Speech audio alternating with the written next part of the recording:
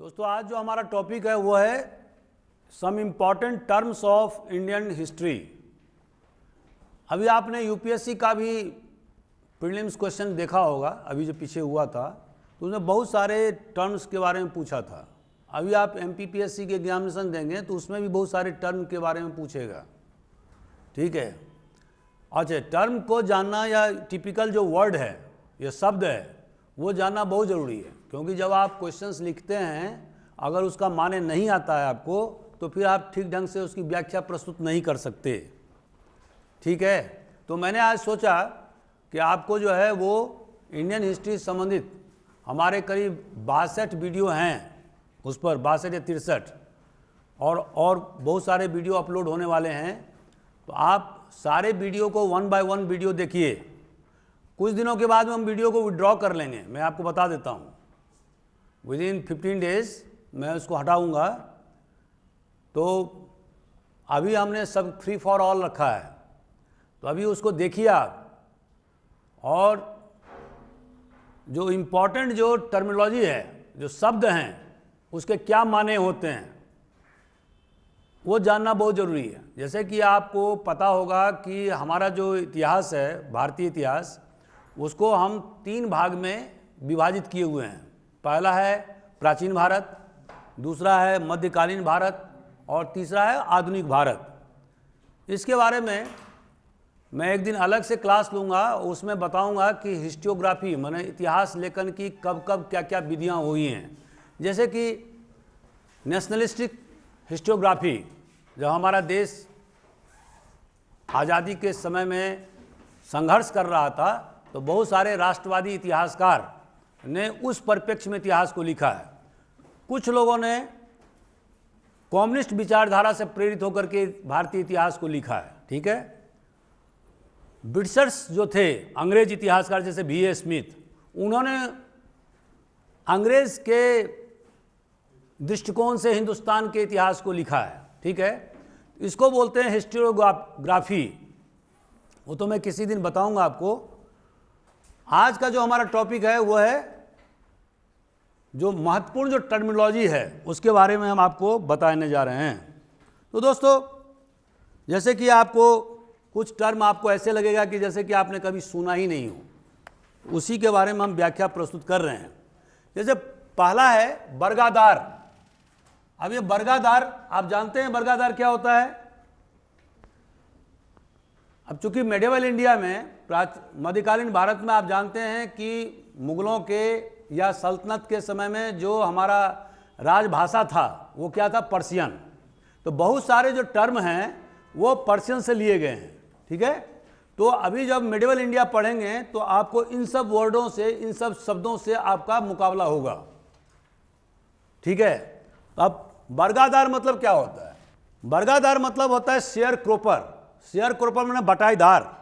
बटाईदार मतलब क्या होता है कि जैसे कि मान लीजिए कि किसी का ज़मीन है और आपने उसमें बीज डाला, सिंचाई का प्रबंध किया, ठीक है, बिनाई का काम किया, माने खेती आपने किया, ओनरशिप ऑफ लैंड किसी दूसरे का है, ठीक है। तो उस स्थिति में क्या होगा? शेयर क्रॉपिंग का काम होगा, जिसको कि सिंपल भाषा में कहते हैं बटाईदारी। मतलब जिसका ज़मीन है उसको आधा मिलेगा और जो आपने खेती किया तो आपको आधा मिलेगा। जब फसल पैदा हो जाएगा तो उसको भाग किए जाएंगे। भाग किए क्या किए जाएंगे? मान लीजिए कि 50 क्विंटल गेहूं हुआ उस ज़मीन पर जहाँ पर कि किसी व्यक्ति ने खेती किया है, लेकिन वो ज़मीन उसका नहीं है। तो उस स्थिति में क्या होगा? 25 क्विंटल जिसने खेती किया उसको मिलेगा और 25 क्विंटल जो भूमि का मालिक है, ठीक है। लेकिन जो मालिक है उसको रेंट जो पे कर रहा है ज़मीन का, उसको खुद देना होगा, ये ध्यान रखिएगा। लेकिन जो फसल में बुनाई है, कटाई है, या उसमें जो मजदूरी लगते हैं, जो खाद बीज वगैरह जो डालने पड़ते हैं, सारा चीज़ का काम जो है वो व्यक्ति करेगा जो खेती कर रहा है। जो भूमि स्वामी है उसको कोई लेना देना नहीं है। भूमि स्वामी को केवल लैंड डेवलपमेंट से मतलब है। और जैसे आप देखेंगे कि खेती करने के बाद में क्या होता है? खेत खराब हो जाता है, तो फिर खेत का विकास करना होता है, उसको मेड़बंदी करना होता है, मिट्टी में जो सैलिनिटी या क्षारीय मात्रा आ जाती है उसको दुरुस्त करने का काम भी जो भूमि स्वामी का है। लैंड का जो रेंट गवर्नमेंट मांगती है उसको भी देने का काम भूमि स्वामी का है। ये सब काम भूमि स्वामी का है, लेकिन जो खेती में जो भी खर्चा आएगा वो किसका काम है? जो खेती कर रहा है। और फिर उसका शेयर क्रॉपर अंग्रेजी में बोलते हैं, और हिंदी में क्या बोलेंगे? बटाईदारी, मतलब हाफ हाफ। तो दिस इज कॉल्ड बर्गादार। दूसरा क्या? भागदार हमने लिखा है। भागदार मतलब क्या होता है? भागदार जैसे कि इसके वर्ड से ही माने हैं कि मान लो कोई लैंड, पीस ऑफ लैंड है और ये पीस ऑफ लैंड 2 या 2 से अधिक लोगों के बीच में है, मतलब शेयर है उसमें। मान लीजिए 5 एकड़ का एक टुकड़ा है और उसमें 3 लोग हैं, तो उसमें फिक्स है कि 1.5 एकड़ ए का होगा, 1.5 एकड़ बी का होगा और सी का 2 एकड़ होगा। तो दिस इज कॉल्ड भागदार। और जब उसमें उपज जो पैदा होगा तो उसी अनुपात में उसको बंटवारा भी होगा। तो दिस इज कॉल्ड भागदार। हाली, एक वर्ड हाली चलता है पूर्वी भारत में, बिहार में, यूपी में। ये हाली मतलब क्या होता है? हाली मतलब होता है bonded labour, those persons who are bonded, बंधुआ मजदूर। आपने देखा होगा कि अभी तो अब ये हाली वगैरह सब सिस्टम खत्म हो गया है, लेकिन पहले के ज़माने में क्या होता था कि हर एक जो किसान होता था, जो ऊपर के वर्ण के होते थे, खास करके उनके पास जो लैंड होता, उनके जो कमियां होता था, जो मैं अभी बताने जा रहा हूं, वो भी उनसे अटैच रहता था। मैंने मोहनलाल जो है वो रमेश ठाकुर का हाली है, मतलब वो उसके अलावा दूसरे जगह काम नहीं कर सकता है। नहीं, he is bonded to that Thakur, ठीक है। तो इसको बोलते हैं हाली। कमियां किसको बोलते हैं? कमियां उसको बोलते हैं जो कि लैंडलेस वर्कर है। लैंडलेस वर्कर को कमियां बोलते हैं। चौथा, खराज, लैंडलेस लेबर मन वर्कर, जो मजदूर होता है ना, जिसके पास कोई भूमिहीन जो मजदूर होता है उसको क्या बोलते हैं? कमियां। जो काम करके खाता है, ये तो सिंपल है, काम करके जो खाता है उसको कमियां बोलते हैं। अभी भी देहातों में ये वर्ड बहुत प्रचलन में है। इसके बाद में एक वर्ड है खराज। दोस्तों, खराज वर्ड क्या है? Is a kind of tax, land tax. अगर मुस्लिम वर्ल्ड में अगर आप देखेंगे, शुरुआत में जब इस्लामिक स्टेट का उदय हुआ, कैलिफेट का उदय हुआ, तो उसमें जो खराज की जो शुरुआत की जो उत्पत्ति है वो यह है कि नॉन मुस्लिम जो लोग थे उन पर ये टैक्स लोड लगाए जाते थे। लेकिन वक्त बीतने के साथ में जब हिंदुस्तान में भी मुसलमानों का राज हुआ तो एक खराज का जो है एक बदले हुए स्वरूप में आया, और ये क्या था? It is virtually a land tax irrespective of the religion. चाहे वो मुसलमान का भी जमीन हो सकता है, हिंदू का भी हो सकता है, पर्शियन का भी हो सकता है। लेकिन इन द इनिशियल पीरियड जब इस्लामिक स्टेट का राइज हुआ अरबिया में, उस समय में नॉन मुस्लिम लोगों पर, मुस्लिम जो लैंड होल्डर थे उन पर ये टैक्स लगाए जाते थे।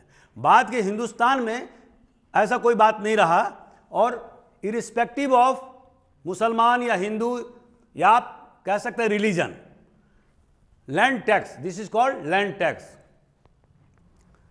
जजिया, जजिया क्या होता है?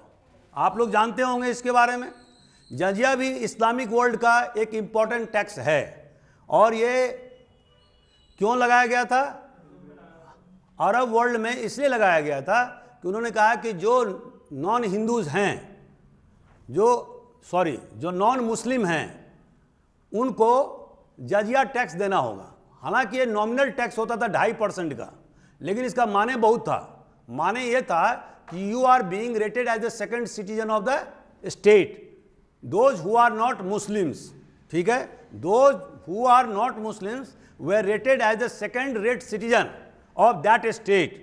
इसका इम्प्लीकेशन ये है जजिया। इसीलिए आपने देखा होगा कि हिंदुस्तान में जब औरंगजेब ने जजिया टैक्स लगाया, अकबर ने तो जजिया टैक्स खत्म कर दिया था 1562 या 64 में, ठीक है, लेकिन उसके पहले भी जजिया टैक्स था और औरंगजेब ने पुनः लगाया, और इसका हिंदू शासकों ने, हिंदू जनता ने जबरदस्त विरोध किया था। इसका ऐसा नहीं है कि उसमें बहुत ज़्यादा क्वांटम ऑफ टैक्सेस था, only 2.5% taxes were levied by जजिया, लेकिन इसका इम्प्लीकेशन बहुत ज़बरदस्त था। तो इसके बारे में आप जानते ही हैं। तो जो नॉन मुस्लिम स्टेट में अगर कोई इस्लामिक स्टेट है और उसमें अगर कोई नॉन मुस्लिम है तो उस पर यह जजिया टैक्स लगाया जाता था। क्यों? कि उनका कहना यह था कि we are providing security to you, state is providing security to you, मतलब आपको हम सुरक्षा प्रदान कर रहे हैं, इसके एवज में आप जजिया टैक्स हमें दीजिए। लेकिन इसका इम्प्लीकेशन एक सब गहरा अर्थ था। गहरा अर्थ क्या था? कि आप सेकंड रेट सिटीजन हो, हम हैं मालिक इस प्लेस का या स्टेट का। तो हमारे देश में हमेशा इसका विरोध हुआ, औरंगजेब समय में विरोध हुआ। अबाब मतलब क्या होता है? अबाब मतलब होता है, ये सब टर्म आपको पूछ सकते हैं। अबाब, अब ये टिपिकल टर्म है, आपको भी नहीं आता होगा, मुझे भी पहले नहीं आता था।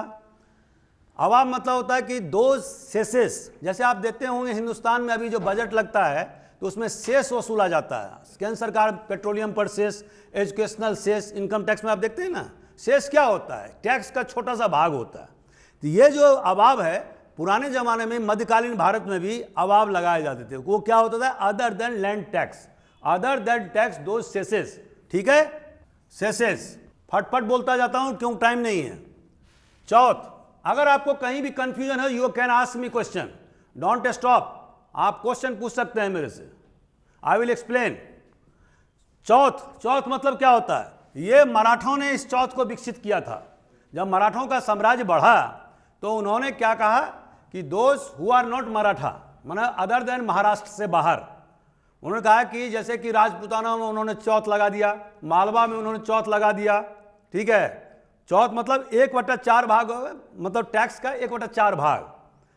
ठीक है, और ये क्यों किया? उन्होंने कहा कि मैं आपको सिक्योरिटी प्रदान कर रहा हूं, सुरक्षा प्रदान कर रहा हूं, अगर हम आपसे चौथ ले रहे हैं तो वहां पर दूसरे राज्य के लोग हमला आप पर नहीं करेंगे, या मेरा सेना आप पर हमला नहीं करेगा। तो उस जमाने मराठा का जब उदय हुआ था और शिवाजी जब बहुत पावर में आ गए थे, तो आपको पता होना चाहिए कि राजपूताना कमजोर हो गया था। जो उसका अकबर के समय में या उसके पहले जो उनमें जो रेसिस्टेंस का क्षमता था, वो धीरे धीरे क्या हो गया? कमजोर हो गया।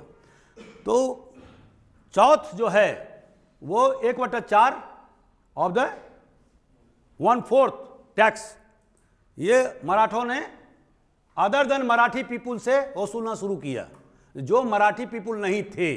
ठीक है, समझ गए? और इसके अलावा एक सरदेश मुखी भी था। सरदेश मुखी माने क्या होता है? 1/10 सरदेश मुखी माने 10वां भाग, जितना टोटल टैक्स मैंने जितना आपका प्रोड्यूस हुआ, जितना आपका उपज हुआ, उसका 1/10वां भाग जो है ना आपको टैक्स देना होगा। किस पर? The person who are not Marathi people. ठीक है, तो महाराष्ट्र के बाहर। ठीक, तो दो प्रकार के टैक्स हो गया, चौथ हो गया और एक हो गया सरदेश मुखी। It is 1/4 of the produce, it is 1/10 of the produce. Sardesh मुखी क्वांटम का डिफरेंस है, क्वांटम का डिफरेंस। ये आपको मान लो, इसको शेष समझ लो आप, ये मुख्य टैक्स हुआ और ये जो हो गया वो शेष हो गया। जैसे अभी आप पेट्रोल पर टैक्स देते हो ना, ठीक है, और उसके बाद में गवर्नमेंट क्या करती है कि 3% आपको जो है ना शेष देना होगा। और साहब ये शेष क्या है? तो बोले 3% एजुकेशन शेष हम लगा रहे हैं। ये एजुकेशन शेष क्यों? तो बोले हमको यूनिवर्सिटी सब खोलना है, उसके लिए पैसे नहीं है, तो आपको क्या करना, आपको देना होगा। अब वहाँ पर पेट्रोल पंप पर जाकर आप झगड़ा तो करोगे नहीं कि क्यों आप हमसे ले रहे हो 3 रुपया अलग से, बोले सरकार का आदेश है। तो दिस टाइप ये है बलजोड़ी, इसकी क्या बोलते हैं? दादागिरी। क्योंकि मराठाओं का ताकत इतना ज़्यादा हो गया था उस समय में। हालांकि मराठा के इतिहास में एक दिन अलग से पढ़ाऊंगा, उसमें पूरे कवर करूंगा, 2 क्लास में हमारा कवर होगा शिवाजी और पेशवा वगैरह का, और कैसे उनकी हार हुई 1818 में, और उसके बाद में अंग्रेजों ने किस तरह से कब्जा किया। तो शिवाजी के राइज से लेकर के 1818, जिस दिन आप लोग बोलोगे उस दिन हम जो है ना, एक दिन पहले बोलना, हम पूरी तैयारी करके आएंगे। हालांकि चूंकि चैप्टर बहुत लंबा है तो उसको कवर करने में मुझे 2 दिन लगेगा, मैंने 2 क्लास। तो ये है दादागिरी, मतलब सरदेश मुखी। ठीक है, अब दोस्तों एक है जकत। व्हाट इज दिस जकत? जकत क्या होता है? जकात जो है, ये देखिए, ये तो हमने जजिया बोला, ये नॉन हिंदूज पर लगाया जाता है, चाहे पर्शियन हो, चाहे वो क्रिश्चियन हो, चाहे हिंदू हो। ठीक है, दोज हु आर नॉट मुस्लिम। और यह जकात जो होता है it was only for Muslim. Islamic state में जो मुसलमान हैं उनको जकात देना है। जकात क्या है? 1/10, मतलब आपने पूरे साल में जितना कमाया उसका 1/10वां भाग आपको क्या देना है? जकात देना है हर मुसलमान को। किसको देना है? राजा को देना है, कैलिफ को देना है, खलीफा को देना है, बगदाद में देना है, ठीक है, जो उनका राजधानी था अब्बासिद कैलिफेट का, या उसके पहले डेमस्कस था, या उसके पहले मदीना था, ठीक है। तो यह जकात सिस्टम उन्होंने डेवलप किया। यह क्यों किया? उन्होंने कहा कि देखिए इस्लाम जो है अपने आप को एक बहुत ज़्यादा उस जमाने के हिसाब से बहुत ज़्यादा प्रजातांत्रिक धर्म अपने आप को स्थापित किया, जिसमें कि महिलाओं की भागीदारी, बाद में तो महिलाओं को उन्होंने ऐसी तैसी कर दिया, लेकिन शुरुआत के समय में महिलाओं को उन्होंने ज़बरदस्त अधिकार दिए। उसी तरह से उन्होंने कहा कि हमारे इस्लामिक राज्य में कोई भूखा नहीं मरेगा, हर आदमी को रोटी मिलेगा। अब सबको तो रोटी मिल नहीं सकता है, अब शासन के पास तो स्रोत है नहीं, तो उन्होंने फार्मूला लगाया जकात का। जकात मतलब क्या होता है कि आप जो जकात देंगे 1/10 भाग जो आप पूरे साल में जो कमाए मुसलमान, वो आप सरकारी खजाना में जमा करेंगे। इस जकात का उपयोग कहाँ किया जाएगा? गरीबों को दान देने में, मजलूमों को मदद करने में, नीडी को मदद करने में, अस्पताल खोलने में, ठीक है। जैसे आपने देखा होगा, अगर जो भी इस्लामिक हिस्ट्री पढ़े हों तो आपको पता होना चाहिए कि बगदाद में उस ज़माने में 750 AD एंड देयर आफ्टर की बात कर रहा हूँ, वहाँ पर अनेक जो है ना लंगर खाना खुले थे। ये सिख में जो आप लंगर देखते रहे ना, सिख धर्म की लंगर फ्री में भोजन कराते गुरुद्वारे में, ये कहाँ से है? वहीं से लिया, इन्होंने अडॉप्ट किया है। बेसिकली ये लंगर का सिस्टम कहाँ था? बगदाद में, या उसके बाद उमैयाद डायनेस्टी ने शुरू किया था दमिश्कस में या मदीना में, ठीक है, right from the beginning of the Islamic state. तो ये जकात जो है वो उस पर्पस के लिए लिया जाता था, एक काइंड ऑफ टैक्स। समझ रहे हैं अभिषेक? अंडरस्टैंड? कोई दिक्कत तो नहीं आ रही है? खम्स क्या होता है? What is comes? जो मेडिवल पीरियड में जो पढ़े होंगे उनको पता होगा खम्स क्या होता है। बताइए खम्स क्या होता है? इस्लामिक वर्ल्ड में नियम बनाया था, यदि आप कुरान वगैरह पढ़ेंगे तो उसमें लिखा है कि यदि आप किसी दूसरे राज्य को हड़पते हो या लूट मार मचाते हो, तो वहाँ की सेना, जैसे मान लिया आपकी सेना गई, माने मुस्लिम सेना, उन्होंने लूटा, मान लीजिए उनको 5 किलो सोना मिला सपोज, तो as per the Islamic laws उनको 4 किलो सोना उनको रखना है। किसको? फौज को। और 1 किलो सोना किसको देना है? किंग को, ठीक है। That was the rule. लेकिन हमारे हिंदुस्तान में अलाउद्दीन खिलजी ने टोटल पलट दिया इसको, बोले नहीं, अब जो उन्होंने जैसे देवगिरी को लूटा, या उनका जो मलिक काफूर था वो कहाँ गया था? मदुरई, या होयसाला गया था, द्वार समुद्र, सारे दक्षिणी भारत को लूटा ना। आपको मैंने पढ़ाया था, नहीं तो अलाउद्दीन खिलजी का किंगशिप पढ़ो, आप वीडियो डाला हुआ है। तो उसमें उन्होंने नियम बनाया कि नहीं, क्योंकि उनको आकुत संपत्ति मिला, तो उन्होंने हिंदुस्तान के परिप्रेक्ष्य में कहा कि नहीं, हम आपको 4/5 भाग नहीं देंगे। खजाना में 4/5 भाग आपको जमा करना होगा। 1/5 भाग जो है, जैसे कि 5 किलो सोना आपने लूटा, तो 4 किलो जो है ना वो स्टेट का होगा, मतलब सल्तनत का होगा, और 1 किलो जो होगा वो किसका होगा? फौज का। और फौज अपने आप में रैंक के हिसाब से बंटवारा करेगा। That was called comes. और ये इस्लामिक वर्ल्ड में हमेशा चला है, क्योंकि आपने देखा होगा कि right from the beginning of the rise of Islam उन्होंने सेंट्रल एशिया जीता, उन्होंने पाकिस्तान जीता, हिंदुस्तान को जीता, जो अभी बांग्लादेश, ठीक है, उसके बाद में पूरा अफ्रीका का बेल्ट आप देख रहे हैं, और पूरा अरबियन वर्ल्ड, ईरान को जीता उन्होंने, जो ससानिद डायनेस्टी था वहाँ पर, बाइजेंटाइन एम्पायर था जो पूर्वी यूरोप में, उसको भी उन्होंने कब्जा किया, ठीक है। तो इस तरह से वो एक बहुत सशक्त पावर के रूप में उभरा। जैसे कि अभी अमेरिका का आप ताकत देख रहे हैं ना, तो करीब 700-800 वर्षों तक, लगभग 1000 वर्षों तक,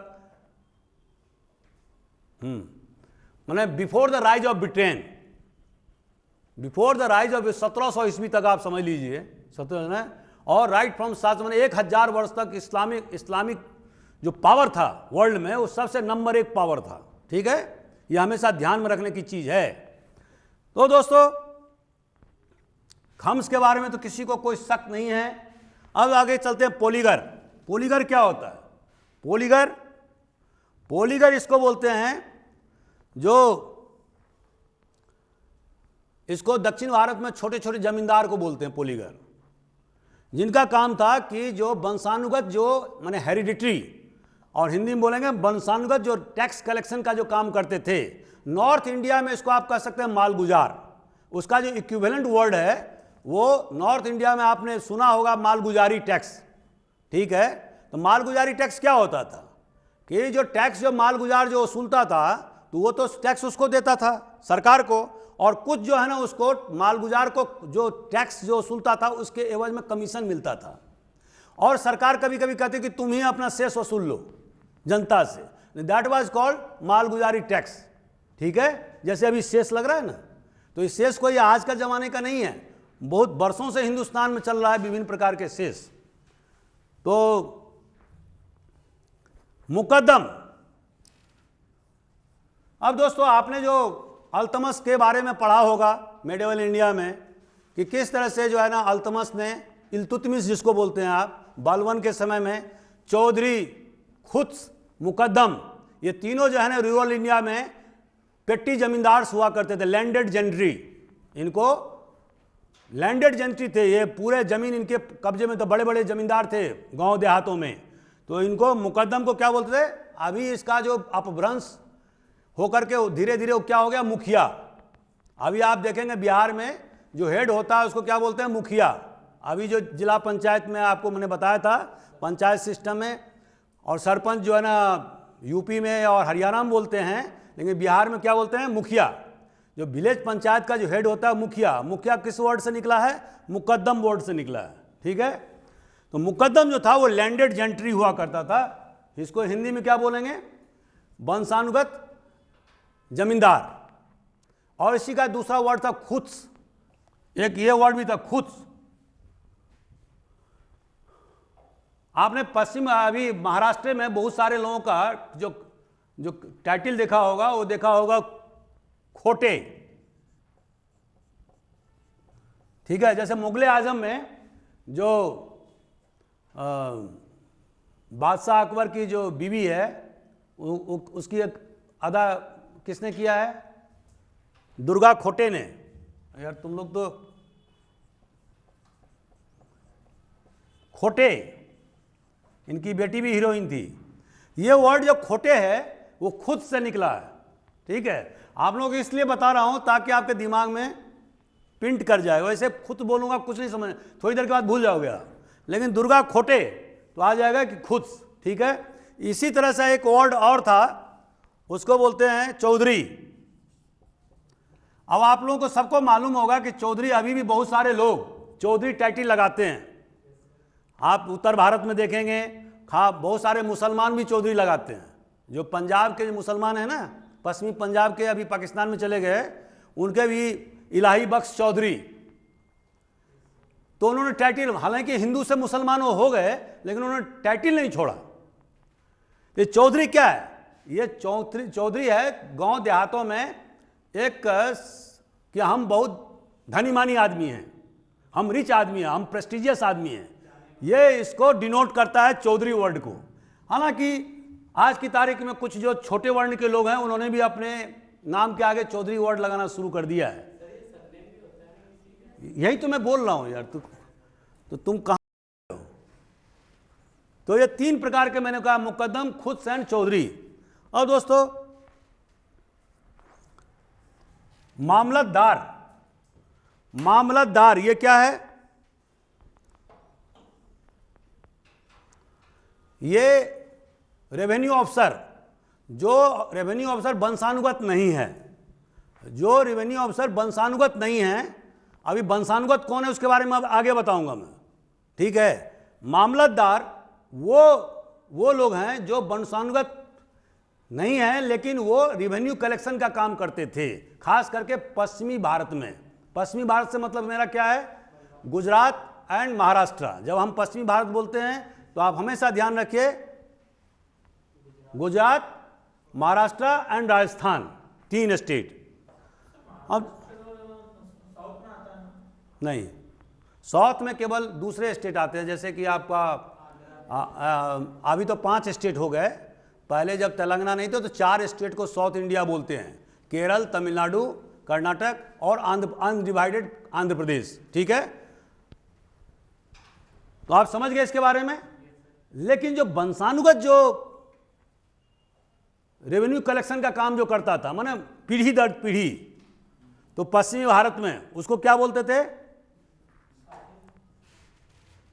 देसाई। जैसे मोरारजी देसाई, उनके कैपिटल लोगों ने टाइटल लगाना शुरू कर दिया। या देशमुख, आपने देखा होगा महाराष्ट्र में बहुत सारे लोगों का टाइटल क्या है? देशमुख है। ये क्या है? वंशानुगत हेरिडिटी टैक्स कलेक्टर्स हैं। किसके द्वारा नियुक्त किए गए हैं? स्टेट के द्वारा। उस समय जो भी स्टेट हो, चाहे शिवाजी का स्टेट हो, चाहे उसके पहले उनका हो, अहमदनगर के सुल्तान का हो, या बीजापुर के सुल्तान का हो, या उसके पहले सल्तनत काल में हो। ठीक है, तो ये लोग सब लैंडेड जेंट्री के रूप में समाज के जो ग्रामीण जो क्षेत्र था भारत का, उसमें ये एक लीडरशिप की भूमिका निभाते थे। ठीक है, और अभी भी निभा रहे हैं। बहुत सारे देशमुख तो मुख्यमंत्री हो गए महाराष्ट्र में, अगर आप ठीक से देखो तो क्योंकि उनका ग्रामीण जनता पर अभी भी बहुत जबरदस्त पकड़ है। लोग उनके कहने पर वोट दे देते हैं। ठीक है, अब क्या रहा? साइर। ये साइर का मतलब क्या होता है? साइर का मतलब होता है ट्रांजिट ड्यूटीज। ट्रांजिट ड्यूटी मतलब क्या होता है?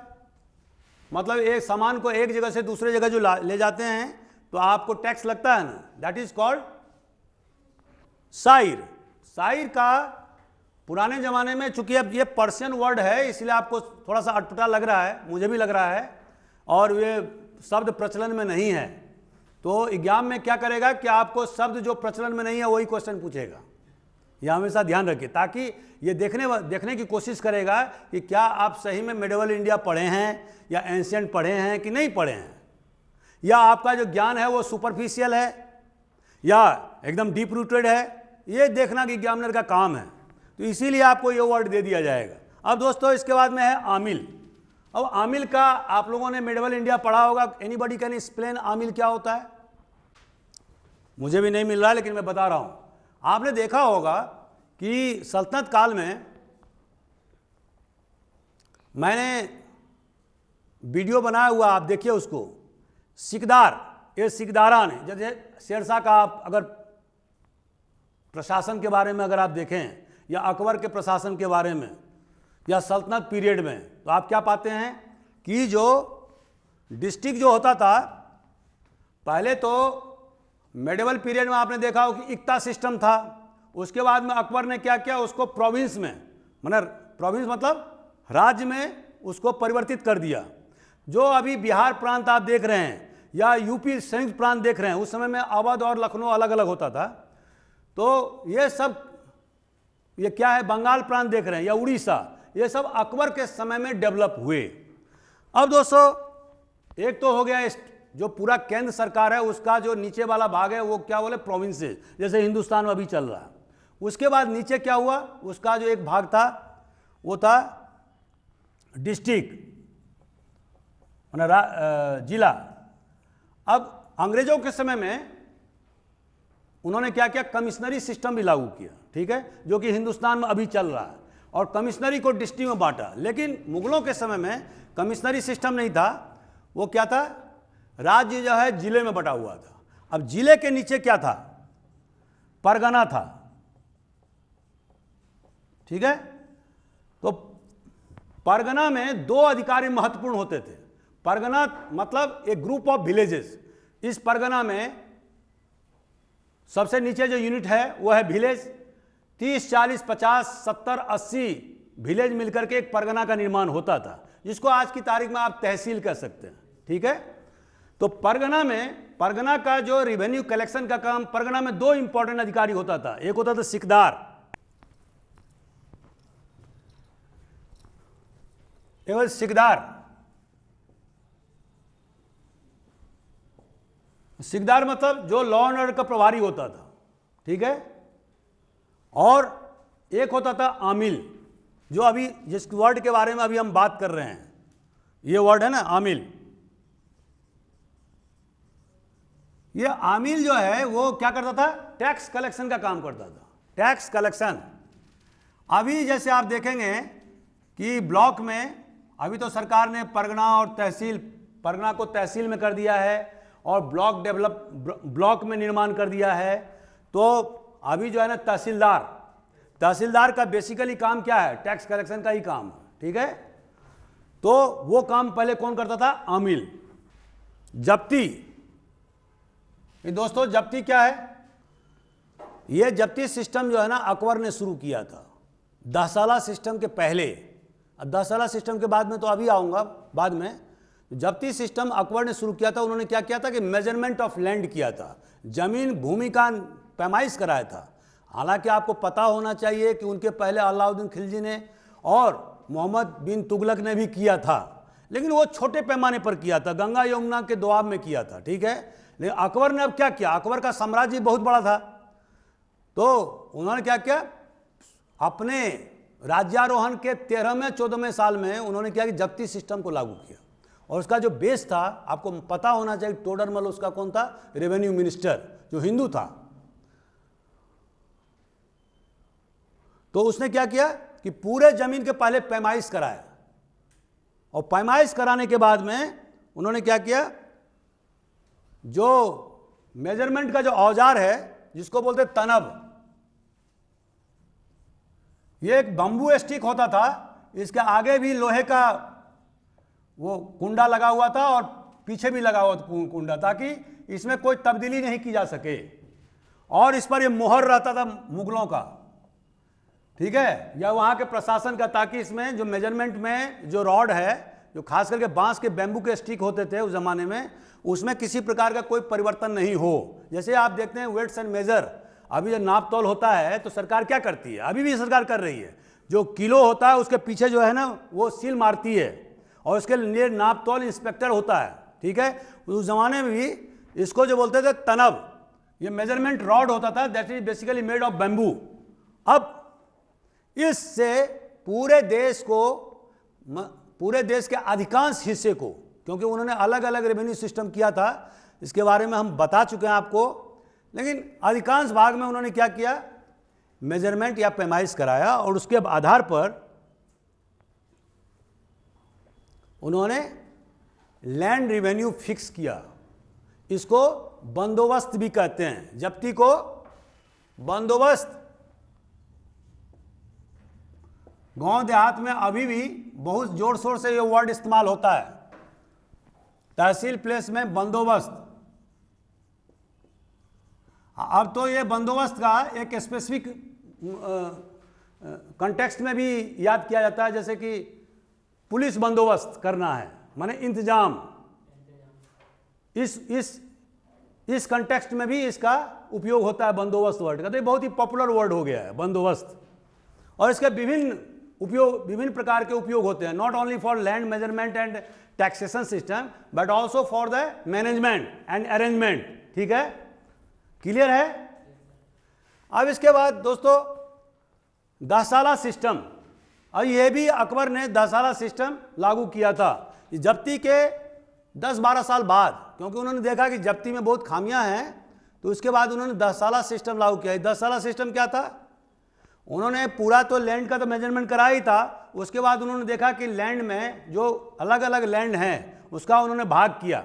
देखिए, कोई ज़मीन बहुत उपजाऊ होता है, कोई ज़मीन भीठा ज़मीन होता है, ऊसर ज़मीन होता है, तो सबका उन्होंने क्लासिफिकेशन भी करवाया कि वर्गीकरण। और उसके बाद में जैसे पोलज, जो माना जो ज़मीन काफ़ी उपजाऊ है, तो उसके लिए उन्होंने 10 साल का जो है वो लिया एवरेज प्रोड्यूस, 10 साल में औसत इसमें कितना उपज हुआ, और उसके बाद औसत निकालने के बाद में उतना जो है ना औसत उन्होंने टैक्स के रूप में फिक्स कर दिया, ठीक है।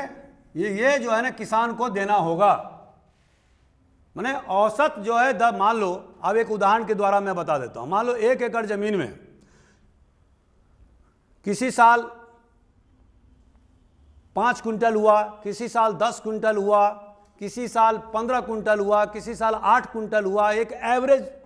और कुल 10 साल में मान लो 150 कुंटल हुआ सपोज, तो 10 से भाग दोगे तो कितना हो जाएगा एवरेज?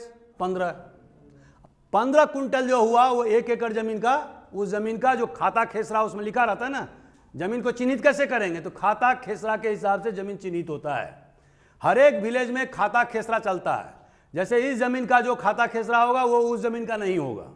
और पूरे गांव का एक मैप तैयार किया जाता है जिसमें डिमार्केशन लाइन होता है, चौहद्दी निर्धारित किया जाता है उस गांव का, ठीक है। उसी तरह से उनके अंग्रेजों के ज़माने में और उसके पहले मुगलों के समय में परगना बनाया जाता, परगना के नक्शा भी बनते थे। अब 15 कुंटल जो हुआ वो 15 कुंटल क्या हुआ? उस एवरेज हुआ, और उसका 1/3 भाग, 1/3 ऑफ एवरेज ऑफ 10 साल में जो एवरेज प्रोड्यूस हुआ उसका 15 कुंटल हुआ। 15 कुंटल का 1/3 भाग हुआ 5 कुंटल। ये किसका हुआ? सरकार का, मतलब मुगल साम्राज्य का, ठीक है। ये उर्दू की उत्पत्ति तो बाद में हुई है। Urdu is what? आप उर्दू से क्या समझते हैं? चलो बताओ, व्हाट इज उर्दू? एक दिन मैंने लेक्चर में बताया था, अभी हाल में ज्वाइन किया आपने। हाँ बताइए, कोई बता सकता है? उर्दू आप जब बता दिया है तो दूर तलक बात जाएगी। उर्दू की उत्पत्ति डेक्कान में हुआ। जब बहमनी साम्राज्य का गठन हुआ, आपको पता है कि मोहम्मद बिन तुगलक ने अपनी राजधानी कहाँ स्थापित किया था? दौलताबाद में, मैंने देवगिरी। देवगिरी कहाँ को नाम किया, नाम दूसरा दिया दौलताबाद। अब उन्हीं के पीरियड में उन्हीं का जो कारिंदा था वही विद्रोह कर दिया, और उसके बाद बहमनी साम्राज्य की स्थापना किया 1347 में, ठीक है। तो बहुत सारे मुसलमान दक्षिण भारत में गए। उनकी राजधानी पहले कहा था गुलबर्गा में। अभी कहाँ है गुलबर्गा? कर्नाटक में।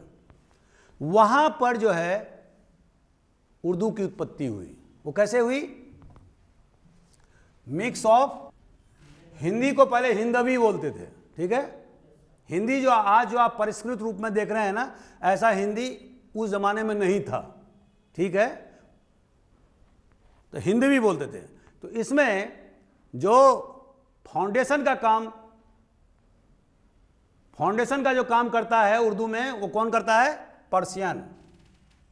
आप सारे पाकिस्तानी चैनल में देखिए, आप उर्दू चैनल खोल करके, तो आपको बहुत सारे वर्ड जो है ना सारे पर्शियन वर्ड मिलेंगे। और राज्य को वो राज्य नहीं बोलते, वो रियासत बोलते हैं, ठीक है। इसी तरह के, और इसका जो सुपर स्ट्रक्चर है, पर्शियन जो है इसका बेस है, और इसके सुपर स्ट्रक्चर जो है वो हिंदी है। और इसका जो स्क्रिप्ट है वो क्या है? पर्शियन, जिसमें कि राइट से लेफ्ट की तरफ अपन लोग लिखते हैं लेफ्ट से राइट, वो लिखते हैं राइट से लेफ्ट, ठीक है। अब इतना तो तुम समझ गए। अच्छा, कानकूट मतलब क्या होता है? कानकूट मतलब होता है कि रेवेन्यू सेटलमेंट का तरीका, the way of revenue settlement. पुराने जमाने मध्यकालीन भारत में ये वर्ड प्रचलित में था, जिसमें कि गवर्नमेंट ऑफिशियल्स और किसान बैठ करके रेवेन्यू सेटलमेंट का काम करते थे कि कितना जमीन पर, कौन सी जमीन पर क्या क्या कितना टैक्स निर्धारित किया जाए, ठीक है। इसके बाद में नस्क, ये अकबर के पीरियड में ये प्रचलित था नस्क, ठीक है। अब इसका मतलब क्या होता है? इसका मतलब है ये बहुत ही अनसाइंटिफिक तरीका था। इसमें यह देखा गया कि पिछले 5 साल में 6 साल में कितना इस जमीन के टुकड़े में उपज हुआ, उसका एक एवरेज बना लिया without the measurement of the land. ये जो जब दहसाला जो है ये बहुत परिष्कृत रूप है, लेकिन नस्क जो है बेसिकली जो जहाँ जिन इलाकों में अकबर जमीन का पैमाइश नहीं करा पाया था, खास करके जम्मू कश्मीर के इलाके में, नॉर्थ वेस्टर्न फ्रंटियर इलाके में, सिंध के इलाके में, उन इलाकों में जहाँ जहाँ पैमाइश की व्यवस्था नहीं हो पाई थी, वहाँ पर उन्होंने क्या किया? नस्क व्यवस्था किया था लागू। उसका मतलब क्या हुआ कि उनके जो उनके ऑफिसर थे वो ज़्यादा पूछते थे कि ज़मीन में पिछले 5 साल में कितना उपज हुआ है, औसत बताओ, और उसके हिसाब से मान लो 5 साल में 50 क्विंटल हुआ है, तो इसका एवरेज कितना हो गया 10 क्विंटल, तो उसका 1/3 भाग 3 साढ़े 3 क्विंटल वो सरकार जो है या मुगल साम्राज्य वसूलती थी। रैयतवारी तो आपको जानते ही होंगे, व्हाट इज दिस रैयतवारी? अशोक कुमार, रैयतवारी क्या होता है? व्हाट इज दिस रैयतवारी? रैयतवारी, महलवारी और अस्थाई बंदोबस्त। रैयतवारी, महलवारी और एक अस्थाई बंदोबस्त मैंने कहा है, हमारा वीडियो भी रन कर रहा है। अब ये 3 प्रकार के बंदोबस्त जो है ना, और इजारेदारी, 4 प्रकार के लैंड सेटलमेंट अंग्रेजों के द्वारा किया गया था। ठीक है, अब ये क्या होता है, रैयतवारी क्या होता है? ये जो पद्धति था टैक्स कलेक्शन का, वो बॉम्बे प्रेसिडेंसी में और मद्रास प्रेसिडेंसी में लागू किया गया था अंग्रेजों के द्वारा। ठीक है, इसमें रैयत, जैसे कि वर्ड से क्लियर है, रैयत को मतलब किसान को ही असली जमीन का मालिकाना हक दे दिया गया था, और उसमें उन्होंने जो सरकार का जो शेयर है वो 50% शेयर जो है ना फिक्स कर दिया था उन्होंने, हालांकि बहुत हैवी टैक्स था। अभी मैंने मुगलों के पीरियड की बात किया था, तो उसमें आपको क्या बताया था मैंने, 1/3। अगर हिंदू पीरियड में आप जाएंगे तो वहां पर क्या देखते हैं, वहां 1/6 भाग। अगर आप चाणक्य का या कौटिल्य का अर्थशास्त्र पढ़ेंगे तो उसमें जो शासन का जो हिस्सेदारी जो तय किया है उन्होंने, कौटिल्य ने, वो कितना किया है, 1/6 भाग। 1/6 भाग आपको जितना भी आपका उपज हुआ उसका 6ठा भाग जो है ना शासन का है, राज्य का है। लेकिन अभी आप क्या देख रहे हैं, मुगलों के पीरियड में कितना देखा हमने, 1/3, अकबर के समय में खास करके। ठीक है, और अभी जब अंग्रेजों का समय आया तो उन्होंने क्या किया, 1/2। ठीक है, 1/2 भाग। ठीक है, तो ये रैयतवारी सिस्टम, आप उसके बारे में वीडियो देखिए, हम किसी दिन चर्चा करेंगे। तो इस तरह से चूंकि अंग्रेज का काम जो था हिंदुस्तान को लूटना खसोटना था, तो उसने बर्बाद कर दिया पूरे देश को। ठीक है, तो इसमें सबसे ज़्यादा जो नुकसान हुआ वो किसानों का हुआ, और इसीलिए आप देखते हैं कि किसानों के द्वारा जबरदस्त आंदोलन किए गए।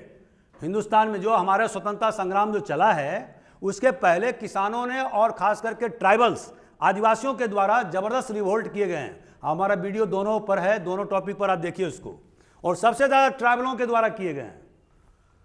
तो ऐसा नहीं है कि केवल आजाद बने गुलाम देश में केवल कांग्रेस ने ही विद्रोह किया या आंदोलन चलाया है, या सुभाष चंद्र बोस ने किया, जवाहरलाल नेहरू ने किया, या महात्मा गांधी ने। उसके पहले बहुत सारे ट्राइबल लोग मारे गए, बहुत सारे किसान लोग मारे गए। हाँ, ये अलग बात है कि उनका जो एफर्ट होता था वो कंजॉइंटेड नहीं होता था, टुकड़े टुकड़े में होता था। लेकिन कांग्रेस ने क्या किया कि पूरा देश को एक साथ एक सूत्र में पिरोने का काम किया। ठीक है, और यही उसके सफलता का मूल मंत्र था। लेकिन कुर्बानी में कोई भी दूसरा पीछे नहीं था, ये मैं बता देना चाहता हूं। हमारा वीडियो देखिए, उसमें पता लग जाएगा आपको दोस्तों। तो रैयतवारी में रैयत जो है, इसको क्या किया गया, मालिकाना हक दे दिया गया और अंग्रेजों ने। और ये कहां प्रचलन में था, बॉम्बे प्रेसिडेंसी और मद्रास प्रेसिडेंसी, ये क्वेश्चन पूछ सकता है। उसके बाद में महलवारी में अंग्रेजों ने क्या किया, उन्होंने किसी एक व्यक्तिगत किसान से जो है ना टैक्स नहीं वसूला।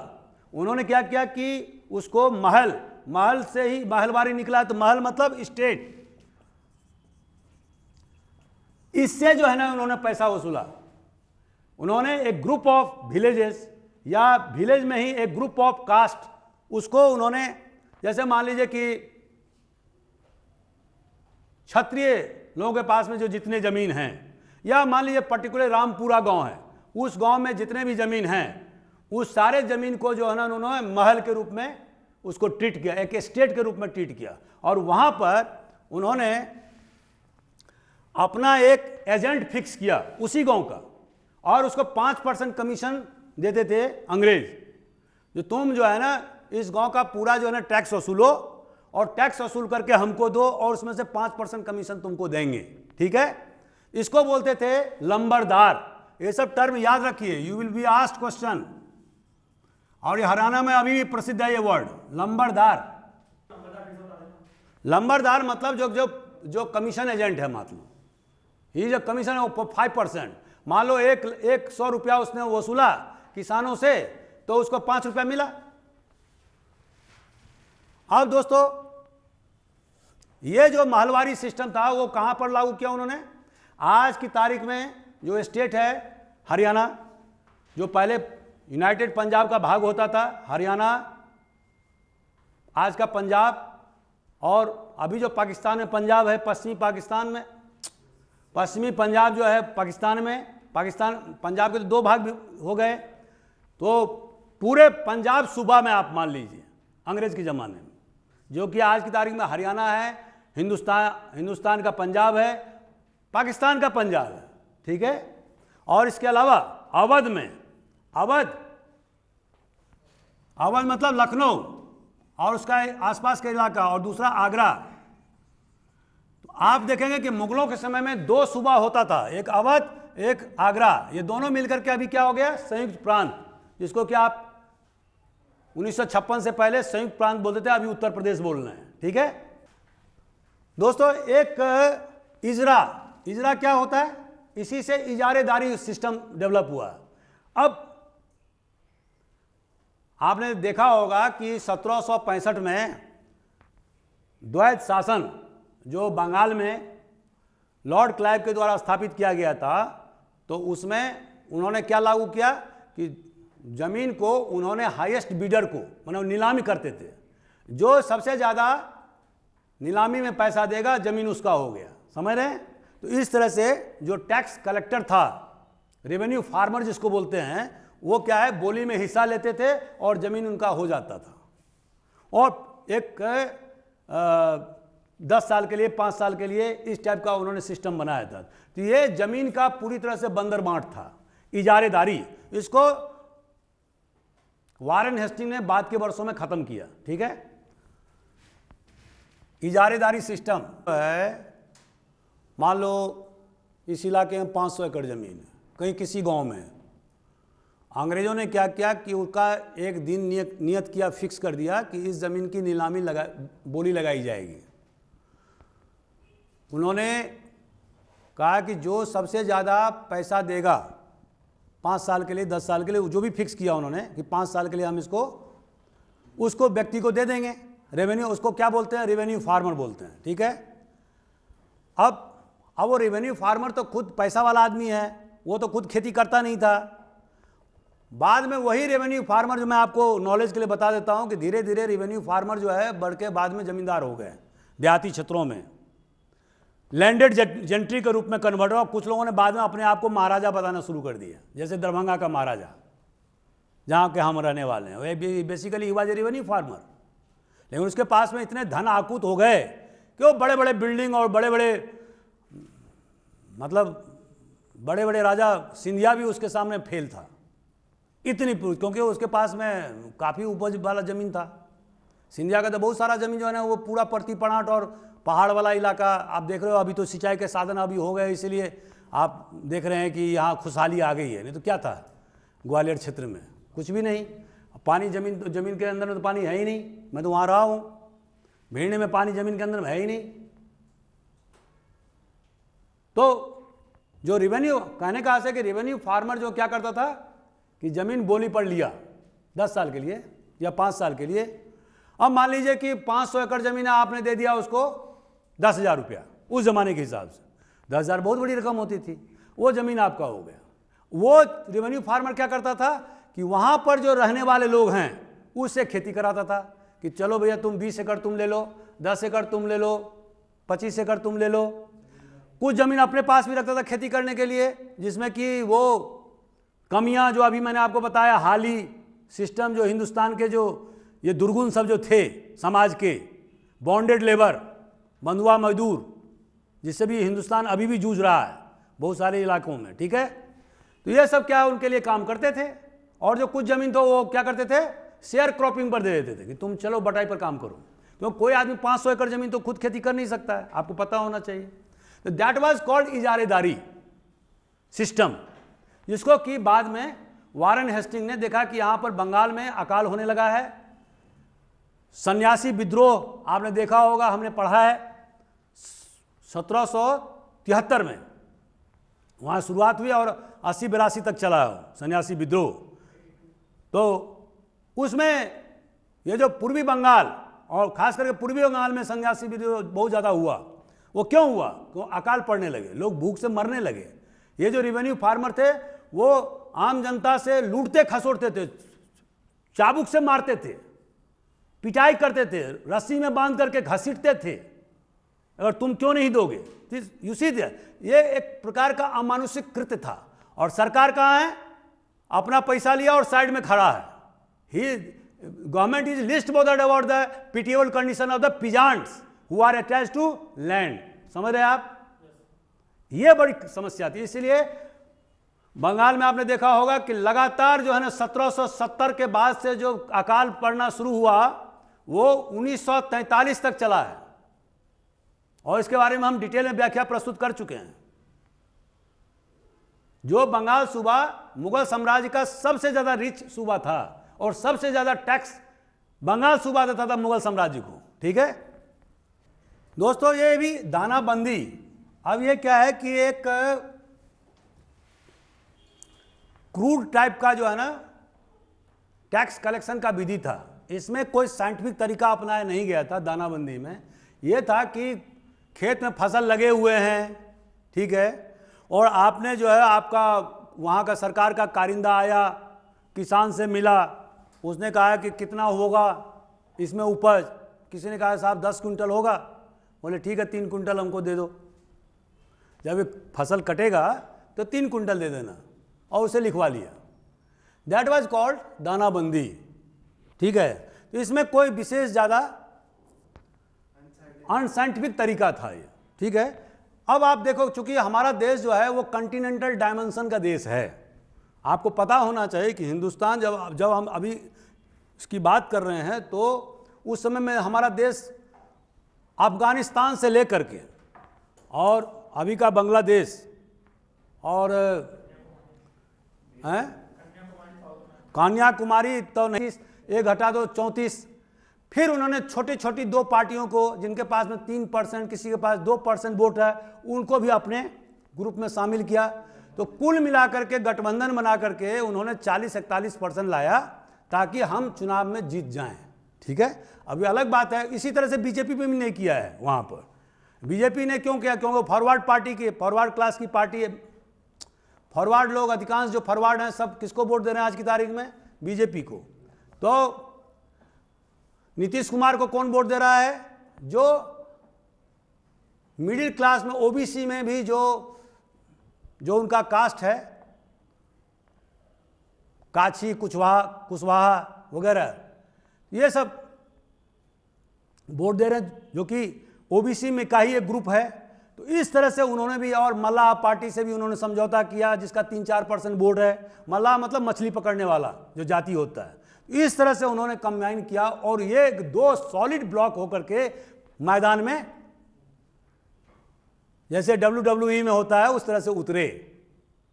ठीक है, और तब फाइट किया। तो हमने आपको क्या बताया कि it is the caste which fight election, not the political party. Political party एक अम्ब्रेला है, बस, दैट्स ऑल। इतना समझिए। अब दोस्तों कानपुर के बारे में हमने बता ही दिया था आपको। देसाई के बारे में बताया था आपको मैंने। अब कुलकर्णी मतलब क्या होता है? अभी आपने देखा होगा महाराष्ट्र में बहुत सारे लोगों का टाइटल कुलकर्णी है। What does this mean? ये जो है ना विलेज अकाउंटेंट का काम करता था, विलेज अकाउंटेंट। ठीक है, एक वर्ड मैंने और लिखा, आयागर। आयागर मतलब क्या होता है? इसी से टाइटल निकला है अयंगर। आपने देखा होगा बहुत सारे दक्षिण भारतीयों के जो टाइटल हैं, ब्राह्मणों के खास करके, वो क्या हैं? दक्षिण भारतीय हैं आयंगर। और ये बहुत विद्वान कौम है। ठीक है, तो आयागर क्या होता है? इसकी उत्पत्ति बेसिकली कर्नाटक में हुई इस सिस्टम का, और ये सिस्टम बेसिकली जजमानी सिस्टम का ही एक प्रतिरूप है। ठीक है, दक्षिण भारत में ये पहले कर्नाटक में इसका उत्पत्ति हुआ और धीरे धीरे पूरे दक्षिण भारत के राज्यों में फैल गया।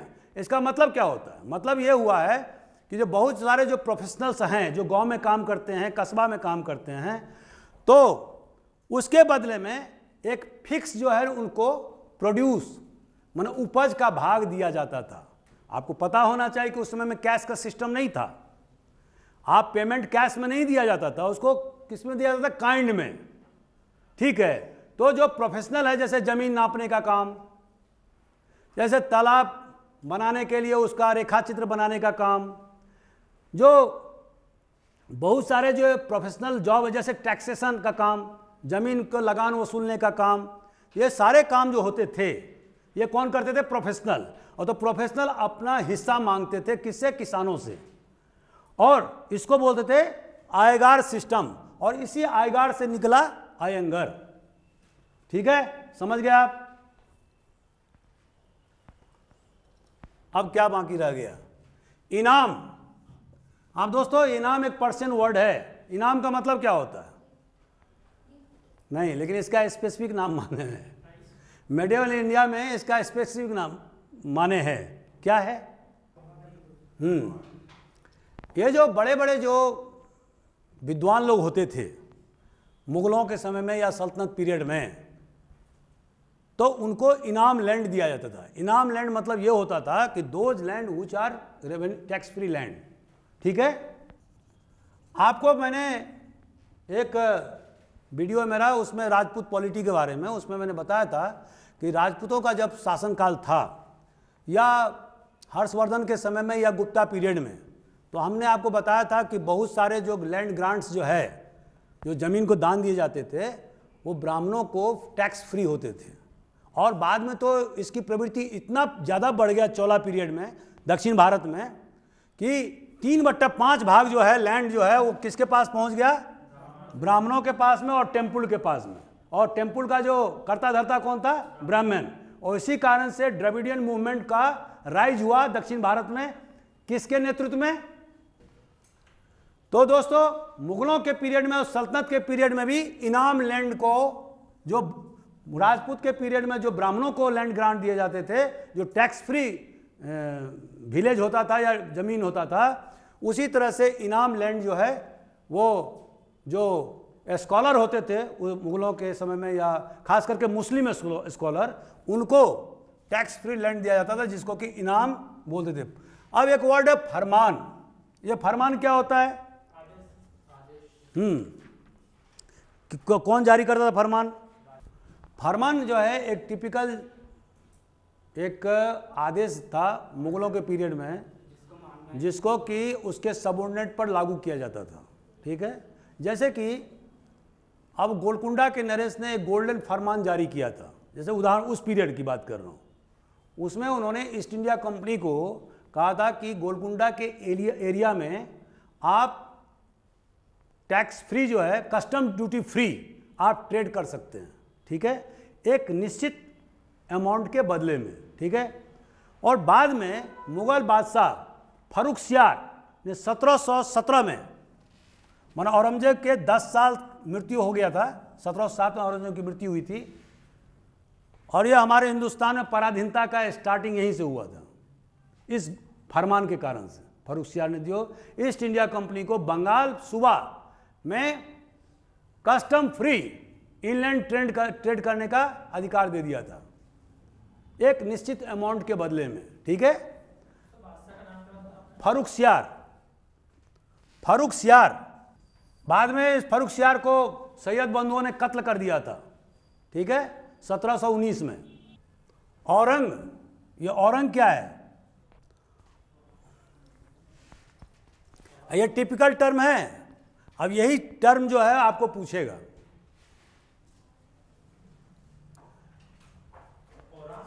औरंग। औरंग मतलब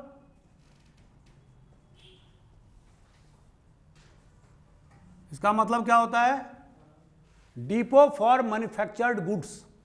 ऐसे आज की तारीख में डिपो होता है ना, डिपो में क्या करते हैं, जो हमारे जो बने हुए सामान है वहाँ रखते हैं ना लोग, वेयर हाउस जिसको कहते हो आपको, आप वेयर हाउस समझ लो।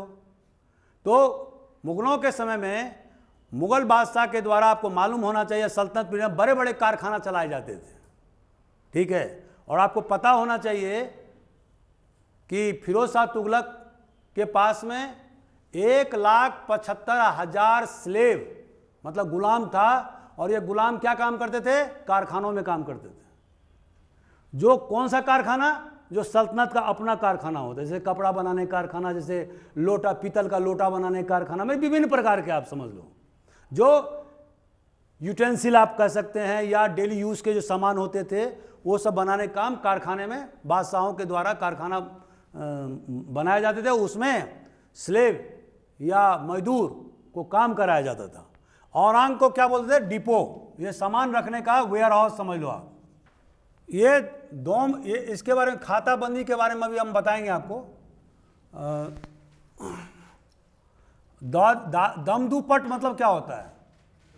दमदूपट मतलब एक ऐसा व्यवस्था था जिसमें कि ये बता दिया जाता था, माना मान लीजिए आपने किसी व्यक्ति को ऋण दिया 5,000 रुपया, तो एक इंटरेस्ट पर दिया होगा।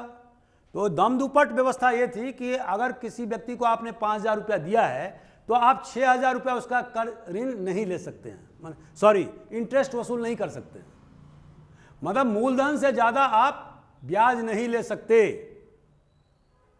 ठीक है।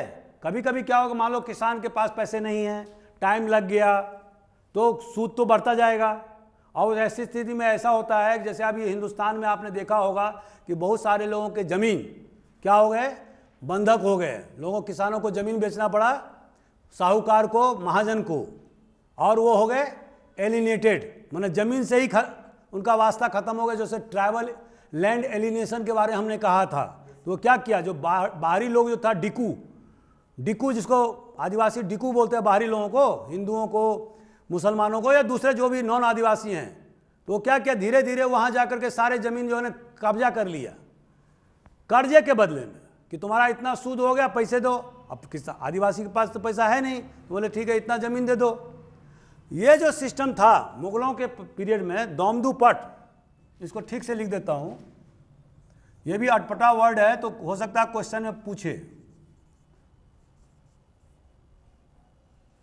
दमदूपट, इसका मतलब ये होता है कि आप किसी भी रैयत से या किसान से, कोई भी महाजन मूलधन से ज्यादा ब्याज नहीं ले सकता है। ठीक है। बंजारा, बंजारा मतलब क्या होता है? ये जो बंजारा होता था, आप जानते होंगे कि पुराने ज़माने में कम्युनिकेशन के साधन बहुत ही कठिन थे, तो एक जगह से दूसरे जगह सामान ले जाकर बेचने का काम, और ये कारवां में चलते थे, क्योंकि उस समय में लूटपाट की बहुत ज़्यादा खतरा रहता था। तो 200, 400, 500 और सारे शस्त्र से लैस होकर के तब ये चलते थे।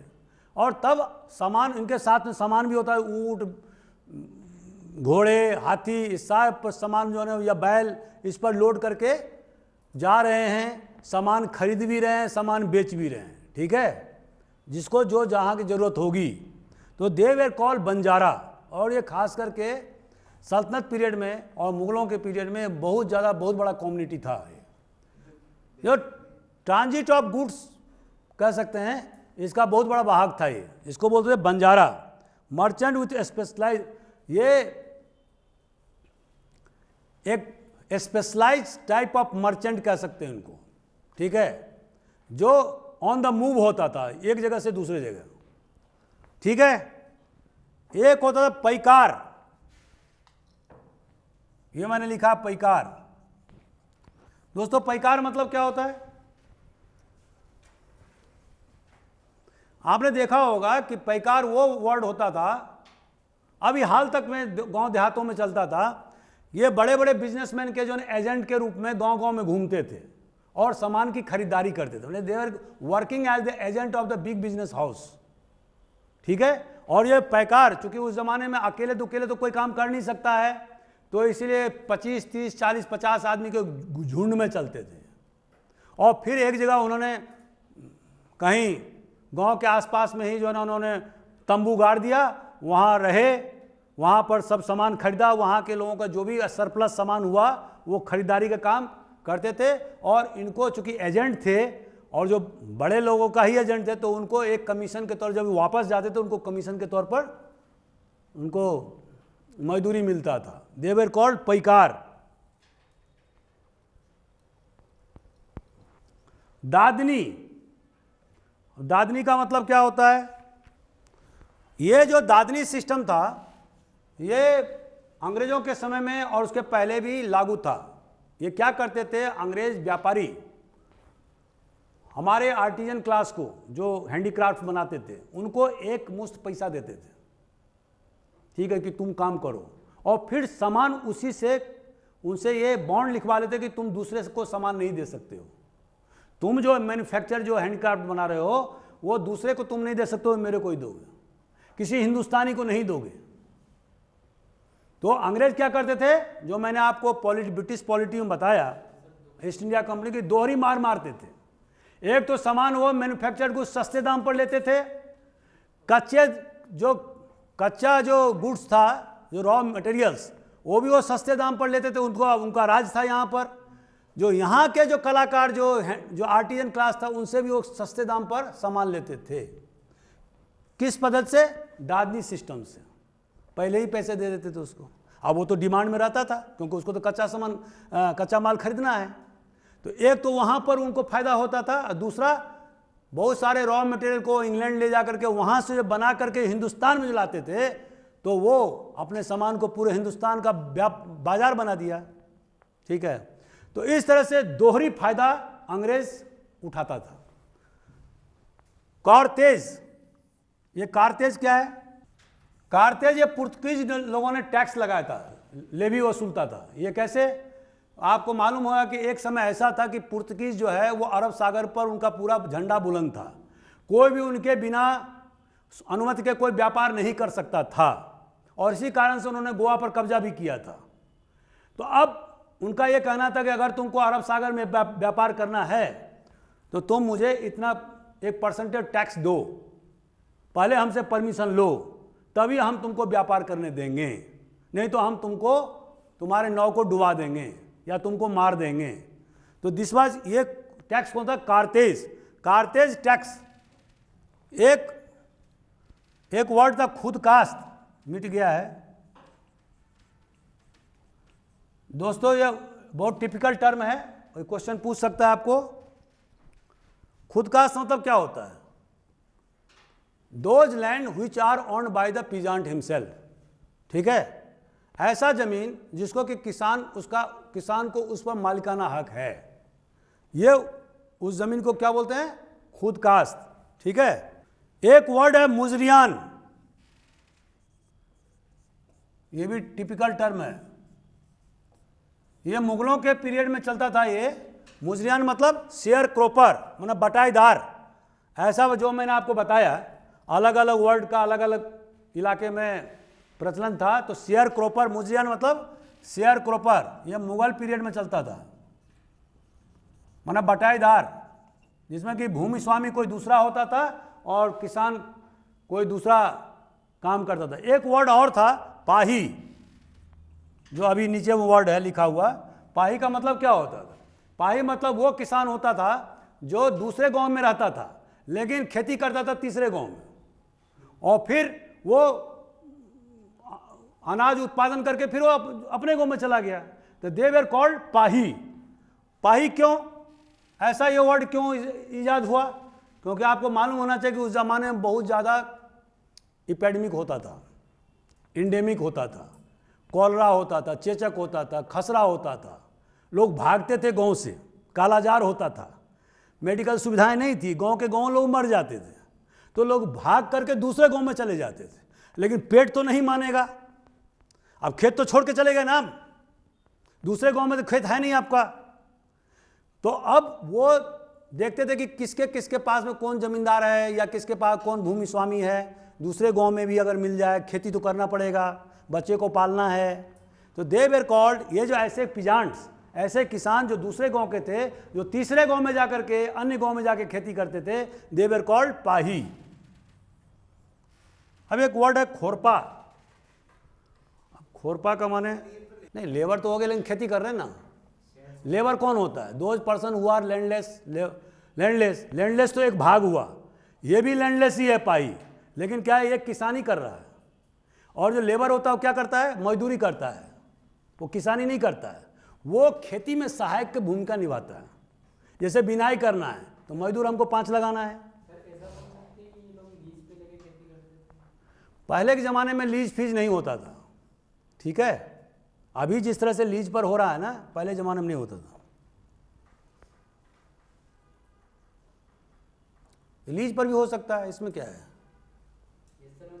मैं 5 साल के लिए, 4 साल के लिए, हाँ, तो वो अन्नकूट कर दिया कि इतना हम देंगे आपको 5 मन, एक एकड़ में 10 मन, और हमको आप 10 साल के लिए दे दीजिए, हम हर साल आपको दे देंगे। तो ये तो गांव देहात में अभी भी चल रहा है, पहले भी चल रहा था।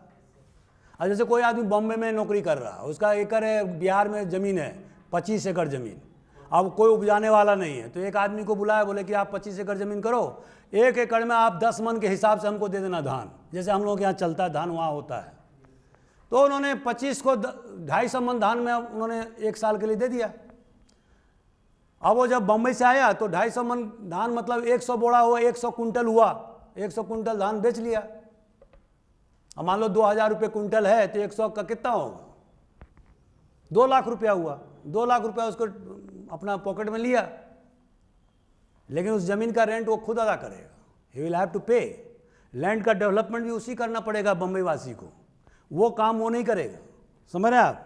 खोरपा, खोरपा मतलब क्या होता है, माने ऐसे किसान, ऐसे टिनांट जिनको कि सर्टेन राइट होता है लैंड में, जैसे कि गांव का अगर ग्रेजिंग लैंड है मतलब चारागाह, तो उसको अपने मवेशियों को चराने का अधिकार है।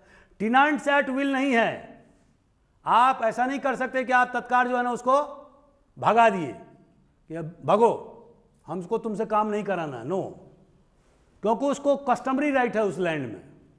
तो जैसे मैंने पहले जो बताया था बर्गादार, उसमें मैंने क्या कहा था, टिनेंट्स एट विल, जिसमें कि भूमि स्वामी तुरंत उसको निकाल बाहर कर सकता है, लेकिन खोरपा को नहीं कर सकता है।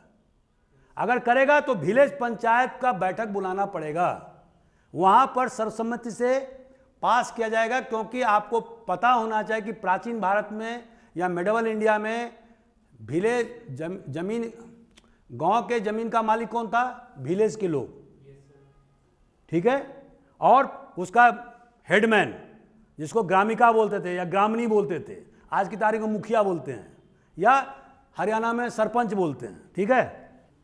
नहीं, कस्टमरी, हेरिडिटी कस्टमरी राइट है, मतलब कोई एग्रीमेंट वगैरह नहीं है, पहले ही से आ रहा है उनका, बाप दादा के समय से। आप उसको लैंड से इविक्ट नहीं कर सकते, क्या मनमर्जी, भले ही आप भूमि स्वामी हो, ये बात ध्यान है। मैंने इसको थोड़ा बेसिक ज़्यादा राइट है। अब दोस्तों ये तो हो गया। अब तकावी, ये तकावी कोई बता सकता है कि व्हाट इज तकावी? आपको मैंने मोहम्मद बिन तुगलक के समय बताया था कि वो किस तरह से उसने तकावी लोन दिया था दोआब इलाके में किसानों को। And what is this? Taccavi मतलब एडवांस लोन।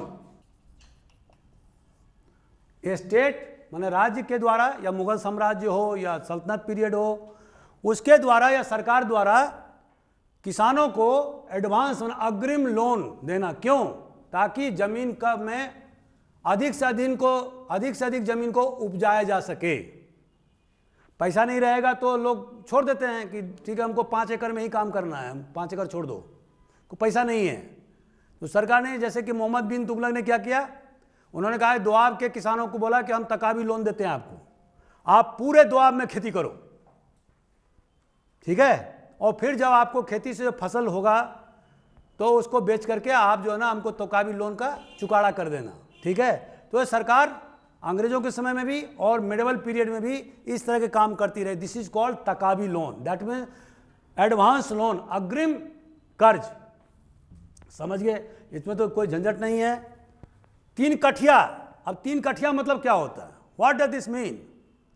अभी आपने बताया होगा इंडिगो प्लांटर्स।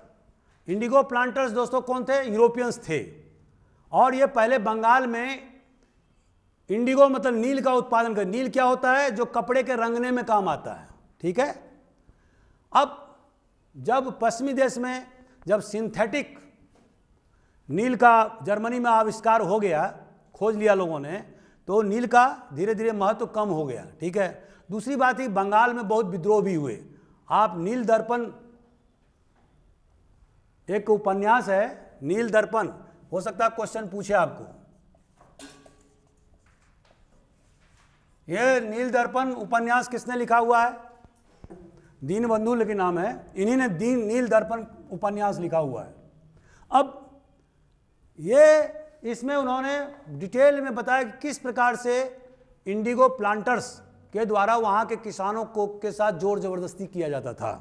तो दोस्तों 3 कठिया सिस्टम बाद में बिहार में उन्होंने लागू किया, और इसका जब बंगाल में बहुत विद्रोह हुआ तो इसका मतलब 3 कठिया मतलब क्या हुआ कि 1 बीघा जमीन, 1 एकड़ में से थोड़ा सा ही कम होता है 1 बीघा जमीन, ठीक है। 1 बीघा जमीन में उस समय बीघा चलता था, याद रखिएगा। 1 बीघा जमीन में क्या होता है? 20 कट्ठा जमीन होता है, ठीक है। और इसमें 3 कट्ठा, 3 कट्ठा, ये 3 कट्ठा जमीन जो है ना उसको सेपरेट करना होता था किसान को, और इसमें 3 कट्ठा में उसको इंडिगो माने नील की खेती करनी होती थी। दैट इज कॉल्ड 3 कठिया सिस्टम। और इसीलिए आपने देखा होगा चंपारण का, अब मैं जोड़ता हूं इससे तब थोड़ा याद रहेगा आपको कि चंपारण में जो कल मैंने क्वेश्चन आपको बताया था कि महात्मा गांधी को कौन बुलाने गया था, चंपारण में जो सत्याग्रह किया था महात्मा गांधी ने 1917 में, तो कौन बुलाने गया था? तो बहुत सारे लोगों ने जवाब नहीं दिया, राजकुमार शुक्ला। ये एक छोटा मोटा ब्राह्मण जमींदार था, ठीक है, चंपारण का, और यही बुलाने गया था कि साहब वहाँ के किसानों की हालत बहुत ज़्यादा खस्ता हो गई है, बदतर हो गई है। अंग्रेज जो प्लांटर हैं वो किसानों को रस्सी में बांध करके मारते हैं, ठीक है, बहुत जुल्म करते हैं, जाति करते हैं। आप चलिए, उस समय तो गांधी जी पर्यटन में थे, घूम रहे थे पूरे भारत में, तब वहाँ गए थे। तो क्वेश्चन का जवाब अब बहुत सारे लोगों ने दिया, कुछ लोग, अधिकांश लोगों ने नहीं दिया। तो दोस्तों 3 कठिया सिस्टम क्या है? दिस इज कॉल्ड 3 कट्ठा। 1 बीघा में कितना होता है? 20 काठी, जिसको कट्ठा या काठी कह सकते हैं। अच्छा बोला। 1 एकड़ में, हम लोगों के यहाँ के हिसाब का थोड़ा सा अंदाजा आपको मिल जाना चाहिए, 1 एकड़ में लगभग 21 काठी या कट्ठा जमीन होता है। और 1 बीघा में, 1 बीघा, ये तो 1 एकड़ हुआ। थोड़ा सा तुम लोगों को पैमाइश ही बता देता हूं। और 1 बीघा मतलब 20 काठी, ठीक है। 1 हेक्टेयर में कितना एकड़ होता है? 2.5 एकड़ बराबर 1 हेक्टेयर। अब इकोनॉमिक्स के क्लास में अक्सर मैं हेक्टेयर का इस्तेमाल करता हूं, क्योंकि चूंकि बहुत बड़ा ये जो है यूनिट है। एकड़ में करूंगा तो बहुत ज़्यादा हो जाएगा, ठीक है। वो गज में नापते हैं, गज में नापते हैं। गज मतलब क्या होता है? जैसे कि 3 फीट का 1 गज होता है, ठीक है, 1 गज। और 9 वर्ग फीट बराबर क्या होगा? अगर ये गज को क्षेत्रफल में निकालेंगे, जैसे दिल्ली में कोई रहता था, मैंने पूछा कि आप कितना जमीन लिए, तो बोले साहब 50 गज लिए। 50 गज मतलब क्या होता है? What does this mean? 50 गज होता है 50 गुना 9, 450 वर्ग फीट। तो मैंने पूछा कि 450 वर्ग फीट में घर बन जाता है क्या? बोले हाँ, छोटा सा बना लिए हैं, पैसा नहीं है, इतना ही किया। तो वहां पर गज में जमीन बिकता है, हरियाणा में, दिल्ली में, ठीक है।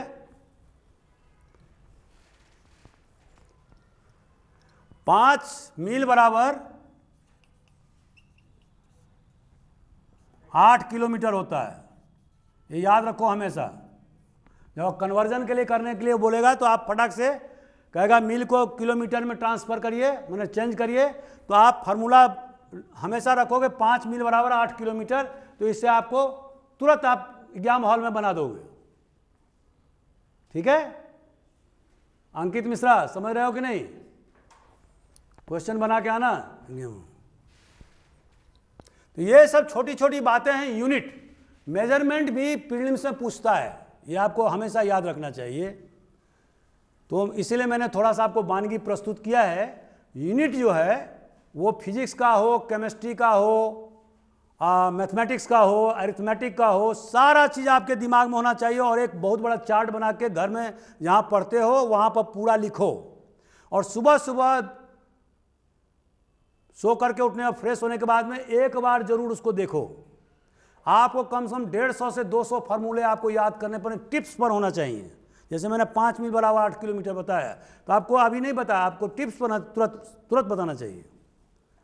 क्योंकि 1-2 सवाल आपको जरूर है। और मान लो सवाल नहीं रहता है, फिर भी जैसे मैंने इंडियन इकोनॉमी क्लास ले रहा हूँ, अभी मैंने 30 वीडियो बनाए, तो सब जगह मैंने हेक्टेयर का इस्तेमाल किया। अब आपको हेक्टेयर के बारे में मालूम ही नहीं है, तो जब मालूम नहीं है तो ब्रेन में जाएगा कैसे? अब तो ये क्लियर हो गया। अब शॉर्ट में 10 मिनट रह। वतन का मतलब क्या होता है? वतन माने देश। जैसे कि मराठा साम्राज्य में चलता था वतन जागीर। अब व्हाट डज दिस मीन वतन जागीर? जैसे कि आपने अजीत सिंह के मामले में मारवाड़ का जो शासक था, यशवंत सिंह का पुत्र, तो वो क्या बोला था, उसका जो संरक्षक था दुर्गादास, तो उसने क्या कहा कि हमको वतन जागीर चाहिए औरंगजेब को। हालांकि औरंगजेब ने नहीं दिया। औरंगजेब के मरने के बाद में बहादुर शाह जो उसका पुत्र था, जो बाद में मुगल बादशाह बना, उसने 1709 में, माने 2 साल बाद 1707 में औरंगजेब मरा, तो 1709 में अजीत सिंह को मारवाड़ का शासक के रूप में मान्यता दिया। ठीक है, नहीं तो औरंगजेब क्या कहता था कि इम्पोस्टर है, ये नकली है, ये यशवंत सिंह का पुत्र नहीं है। क्यों नहीं है? बिकॉज यशवंत सिंह जब युद्ध करते करते सेंट्रल एशिया में मारा गया था, मुगलों के फौज का जो युद्ध था, माने कमांडर इन चीफ, उस समय में अजीत सिंह मात्र 3 महीने का बच्चा था उसकी माँ के पेट में। उसमें 2 बच्चे थे अलग अलग महारानियों का, तो एक का तो मर गया और ये अजीत सिंह बचा रहा। ठीक है, तो औरंगजेब इस बात को मानने के लिए तैयार नहीं था। बोले हमको तो कभी पता ही नहीं चला कि इनको बच्चा भी था, ये तो इशूलेस थे। आप लोग जो अजीत सिंह की बात कर रहे हो झूठ बोल रहे हो। आप मारवाड़ जो राज्य है जिसका राजधानी जोधपुर था, उसको हड़पने के लिए आप कर रहे हो। ठीक है, तो वतन जागीर से आपको समझ में क्लियर? मराठा पीरियड में यह वर्ड बहुत ज्यादा प्रचलन में आया। वतन जागीर मतलब जहां का मैं हूं वहां का जागीर हमको दो, दैट वाज कॉल्ड वतन जागीर। ठीक है, अब दोस्तों एक है कबूलियत। व्हाट डज दिस मीन कबूलियत? आपने शेरशाह के लैंड डिविजन सेटलमेंट में पढ़ा होगा। कबूलियत मतलब क्या होता है? कोई बता सकता है? व्हाट इज, किस कंटेक्स्ट में कबूलियत बोला जाता है? शेरशाह ने 2 काम किए। इसका मतलब है कि अभी आप लोग, एक तो पट्टा और दूसरा कबूलियत। लैंड सेटलमेंट के मामले में 2 इंपॉर्टेंट काम किया उन्होंने। पट्टा मतलब कि उन्होंने ये लिख के दिया कि इतना जमीन जो है, अभी भी आप देखते हैं पट्टा धारक जो शेरशाह के समय से चल रहा है, कि इतना जमीन 5 एकड़ 5 बिस्वा इतना जमीन आपके पास में है, इसका जो मालिक है वो है रामलाल। चूंकि आप उसके पुत्र हो सुरेंद्र, तो आपको ये जमीन प्राप्त है। ये आपके रामलाल का पट्टा है, 5 एकड़ का प्लाट, जिसमें खाता नंबर 69, खेसरा नंबर 420। ये हुआ पट्टा जो बताता था वो सरकार के द्वारा मालिकाना हक देने के लिए दिया जाता था। जितना मैं समझा रहा हूं उतना समझो। पट्टा मतलब मालिकाना हक, ऑनरशिप। ठीक है, अभी भी सरकार दे रही है लैंडलेस लोगों को, जिसको भूमिहीन लोग हैं उसको पट्टा देते हैं। अभी हम लोगों ने भी पट्टा बांटा। और दूसरा कबूलियत। व्हाट डज दिस मीन कबूलियत? कबूलियत का हिंदी होगा, अंग्रेजी होगा एक्सेप्टेंस, मतलब स्वीकार करना। मतलब सरकार ने, शासन ने आपको कबूलियत का पेपर लिख के दिया कि 5 एकड़ जमीन, जो इतना जमीन मैंने दिया, जिसमें कि अच्छी भूमि जो है, जो द बेटर भूमि जो है वो 2 एकड़ है, 2 एकड़ जो है भीठा जमीन है, 1 एकड़ में आधा एकड़ जो है आम का बगीचा है, आधा एकड़ जो है उसमें बांस बल्ली है, और मतलब 5 एकड़ तो हो ही गया। तो उसमें इसके इतने इतने इतने जो है टैक्स होते हैं, रेंट होते हैं। ठीक है, रेंट होते हैं। टैक्स और रेंट में अंतर क्या होता है? जब हम लैंड टैक्स कहेंगे और जब हम लैंड रेंट कहेंगे तो दोनों का अर्थ क्या होता है? कर तो दोनों का माने एक ही होता है, दोनों का मतलब कर होता है, लेकिन अर्थ क्या होता है? तो एक कबूलियत पत्र जो है लिखवाता था सरकार, और उसमें कहता था कि इसका जो है ना 2 रुपया 1 एकड़ का होगा जो अच्छी भूमि है, जो प्रति प्लांट है उसका 50 पैसा होगा 1 एकड़ का, और जो बगीचा है आम का बगीचा है उसका 1 रुपया होगा। इस तरह से उन्होंने कुल फिक्स कर दिया 5 रुपया कि साल में आपको 5 रुपया आपको टैक्स देना है। ठीक है, तो 5 एक लिखा कहाँ है? कबूलियत पेपर में, और उस पर किसान के दस्तखत या अंगूठे छाप लगवा लिए उन्होंने। ठीक है, तो अब अगर 5 रुपया अगर साल में नहीं देता तो फिर क्या हो जाएगा? उसके ज़मीन क्या होंगे? नीलामी पर चढ़ जाएगा। और जो 6 रुपया देगा या 7 रुपया देगा या 5 से ऊपर देगा कि साल में हम इतना देंगे, तो उसको ज़मीन दे देगी सरकार। और ये हिंदुस्तान में खूब चला। और जो उस समय पैसे वाले लोग थे, रेवेन्यू फार्मर, जैसे दरभंगा का रेवेन्यू फार्मर महाराजा, बाद में आप महाराजा बनने लगा, वो इसी तरह का जो है क्या कहते हैं, लोगों का ज़मीन कब्जा कर किया, ऑक्शन चढ़ा करके। ठीक है, और 1000, 10,000, 20,000 एकड़ का ज़मीन का मालिक बन गया। ठीक है, और हिंदुस्तान में सारे जगह यही हुए। तो दिस इज कॉल्ड कबूलियत। अब दोस्तों एक वर्ड है मुकरारी। Those land which have the fixed rent या टैक्स, माने ऐसी ज़मीन जहाँ पर कि फिक्स, माने एक फिक्स आपको रेंट के, जैसे मैंने 2 रुपया बताया, वो आपको फिक्स कर दिया कि इतना जो है ना आपको देना होगा साल के लिए या 10 साल के लिए, 5 साल के लिए, जो भी उसका इकरारनामा हो। दैट लैंड वाज कॉल्ड मुकरारी। अगला है नजराना। अब आप लोग जानते हैं नजराना तो आज भी जो है ना वर्ड जो है प्रसिद्ध है, खास करके सरकारी अधिकारियों के बीच में। नजराना क्या होता है? नजराना, शुक्राना, जबराना, these are the variants of corruption in the government department. नजराना मतलब क्या होता है? नजराना मतलब होता है कि जो छोटे अधिकारियों के द्वारा जो बड़े अधिकारियों को गिफ्ट दिए जाते हैं। अब गिफ्ट तो कोई फ्री में दे नहीं रहा है, ठीक है, तो दिस इज कॉल्ड नजराना। हालांकि आजकल जो है नजराना शब्द का इस्तेमाल हो रहा है वो दूसरे अर्थ में हो रहा है, भ्रष्टाचार के अर्थ में हो रहा है, जहाँ पर कि आम जनता जो है किसी अधिकारी को गिफ्ट देता है। और ये जो नजराना वर्ड जो हमने बताया वो छोटे अधिकारी के द्वारा बड़े अधिकारी को गिफ्ट दिया जाता था, ठीक है, लेकिन उसका अब अपभ्रंश हो गया है। हंस रहा है। मिल्की मतलब क्या होता है? मिल्की मतलब दूध मत समझना, ये एक पर्शियन टर्म है। What does this mean? Yes, जो ऑनरशिप जो राइट है, जिस जमीन जो आपका मालिकाना हक में जमीन है उसको बोलते हैं मिल्की लैंड, मिल्की जमीन, मिल्की। ये तो सिंपल टर्म है, केवल आपको याद रखने की जरूरत है। मदद ए मास। दोस्तों मदद ए मास क्या होता है? ये बहुत ज़्यादा मुगलों के समय में ये वर्ड बहुत प्रचलन में आया। इसका मतलब ये हुआ कि ऐसा जमीन जो धार्मिक लोगों को, मुल्ला मौलवियों को, जो स्कॉलर हैं, उनको मुगलों के समय या सुल्तान या बादशाह के द्वारा दिया जाता है, जो कि टैक्स फ्री होता था।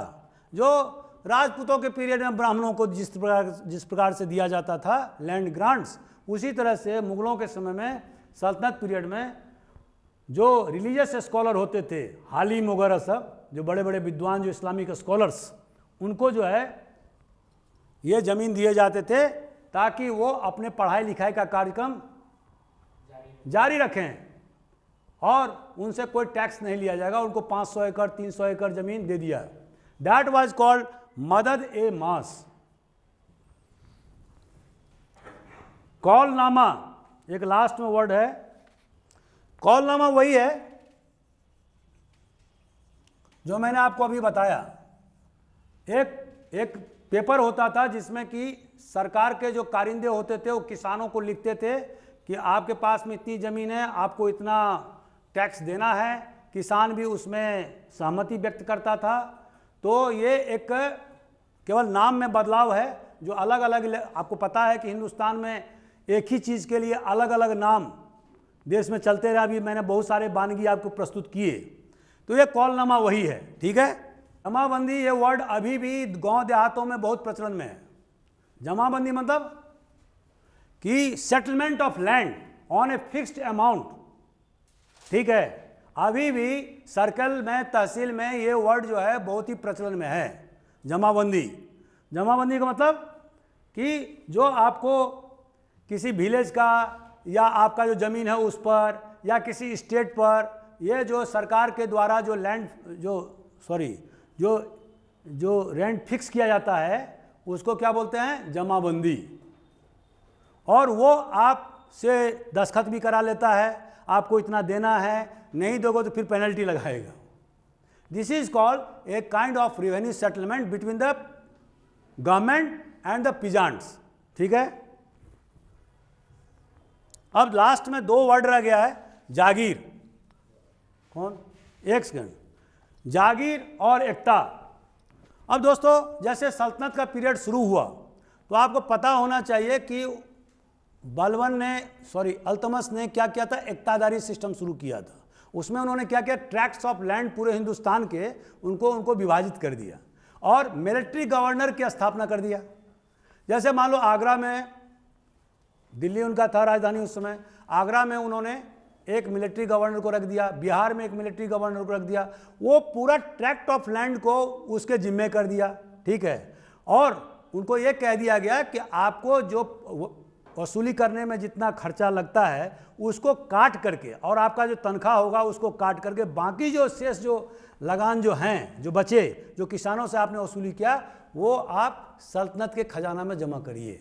ठीक है, दैट वाज कॉल्ड इक्तादारी सिस्टम। इसके बारे में और हम डिटेल में व्याख्या किसी दिन प्रस्तुत करेंगे, थोड़ा सा टिपिकल टर्म है ये, और इसके बारे में आपको क्वेश्चन भी पूछा जा सकता है। और दोस्तों जागीर सिस्टम क्या होता है, अकबर के जागीर में और राजपूतों के जो जागीर सिस्टम था, वो दोनों में अंतर क्या था, व्हाट वाज द डिफरेंस। भाई ऐसा तो नहीं था कि हिंदू पीरियड में नहीं था जागीर, वहाँ भी जागीर था, अकबर ने भी जागीर दिया, इवन सल्तनत पीरियड में भी जागीर था। A piece of land that was given to officers. ठीक है, in lieu of salaries, that was called jagir. Delhi के आसपास के इलाकों में ये सब दिया जाता, लेकिन और हिंदुओं में राजपूत भी देता था। तो दोनों में अंतर क्या था, अंतर एक चीज़ का था, वो क्या था कि जब राजपूतों के द्वारा किसी ब्राह्मण को या किसी गवर्नमेंट ऑफिशियल को जागीर दिया जाता था तो उस पर वो पूरी तरह से अपना ऑनरशिप राइट खत्म कर देता था। मतलब उसको मान लो भुवन शंकर ओझा, अब वो ब्राह्मण है, वो एक चीफ अकाउंटेंट है राजपूत पीरियड में। ठीक है, मान लो पृथ्वीराज चौहान का चीफ अकाउंटेंट है, अब उसको तो कैश में सैलरी तो मिल नहीं रही है, उसको दे दिया जागीर। लेकिन वो जागीर क्या हुआ, उसको फिक्स कर दिया कि ये जो जागीर, जो रामपुरा का जो जागीर है, माने ये गांव, ये पूरा जो है ना आपके सैलरी के बदले में दिया जाता है। लेकिन that land was given in perpetuity, मैंने सदा के लिए। मतलब रामलाल का, मतलब रामपुरा गांव का जो मालिक जो दिए गए हैं, उनका जो पुत्र, अब मरने के बाद जो पुत्र होगा उसको भी वो चला जाएगा। सेकेंडली पुलिस का पावर और एडमिनिस्ट्रेशन का पावर भी वो हैंड ओवर कर दिया। किसने, राजपूत राजा ने, पृथ्वीराज चौहान ने। लेकिन अकबर ने क्या किया, अकबर ने जागीर तो दिया लेकिन that was transferable. Mohammad Ruknuddin को, जो कि उनका एक बहुत बड़ा ऑफिसर है, उसको रामपुरा का जागीर तो दिया, लेकिन रामपुरा के जागीर उनको मलकियत नहीं दिया। उनको ये कहा गया कि आप ठीक है उसका पैसा वसूलिए, जो आपको हम जो सैलरी के एवज में काटिए वहाँ से लोगों से टैक्स लीजिए, लेकिन that Jagir is your post is transferable. मतलब रामपुरा में अभी हो, 3 साल के बाद में आपको मोहनपुरा में हम भेज देंगे। तो बेसिकली रेवेन्यू कलेक्शन के लिए, हाँ, नहीं कलेक्शन नहीं, in lieu of salary that was given to as jagir. ठीक है, इन अब कैश में हम सैलरी नहीं दे रहे हैं तो हम आपको लैंड में सैलरी, उसका जो भी आपका जो रेंट होगा, जो आप वहाँ के किसानों से वसूलोगे, वो आप अपने सैलरी में या आपको अगर छोटा मोटा सेना रखना है तो उसका इस्तेमाल करिए, ठीक है। तो उसके बारे में हम पूरा डिटेल में आपको फ्यूडलिज्म इन इंडिया, सामंतवाद का उदय, मैंने आपको बता दिया, आप उसको डिटेल में पढ़िए, ठीक है। खाटबंदी वही है जो मैंने आपको पहले बताया था कि उन्होंने क्या किया, ईस्ट इंडिया कंपनी ने जो आर्टिजन क्लास है, देखिए वहाँ पर हिंदुस्तान में क्या क्या अलग अलग वर्ड टर्म अलग अलग इलाकों के लिए प्रयोग होता है एक ही चीज़ के लिए। तो खाटबंदी वो चीज़ है जो आर्टिजन क्लास को ये कह दिया ईस्ट इंडिया कंपनी के कारिंदे ने कि आपको हम पैसा देते हैं, आप मेरे लिए सामान बनाओ और सामान बना करके मुझे ही बेचो, आप दूसरे को नहीं दे सकते। जो मैंने इसके लिए एक और वर्ड का इस्तेमाल किया था, ठीक है। तो खाटबंदी जो है वो वही है।